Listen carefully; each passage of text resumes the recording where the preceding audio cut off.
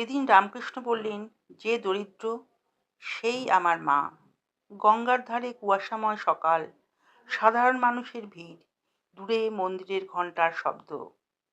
একদিন রামকৃষ্ণদেব হঠাৎই বললেন, আজ আমি ভোজ দেব, কিন্তু অতিথিকে?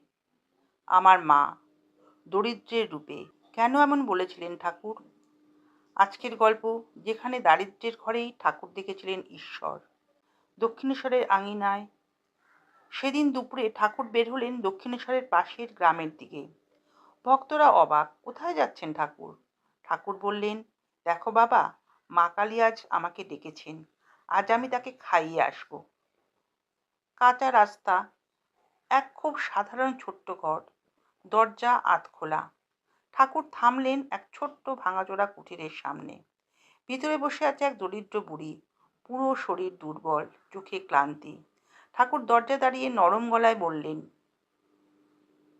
মা, আজ তোমার কাছে একটু ভাত খাবো। বুড়ি হতভম্ব, এক মহাপুরুষ তার ঘরে ভাত খেতে চান?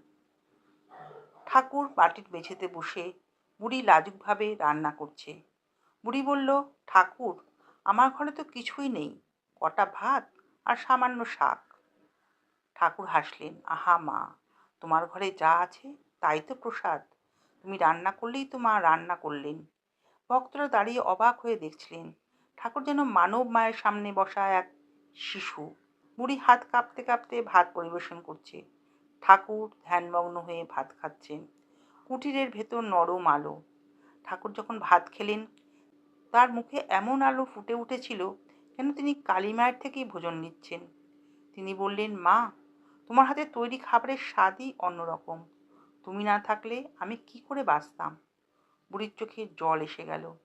এক দরিদ্র নারীকে দেবতার মতো সম্মান, এ দৃশ্য ভক্তদের অবাক করে দিল। ভক্তরা বাইরে অপেক্ষা করছে। ঠাকুর কুটির থেকে বের হচ্ছেন।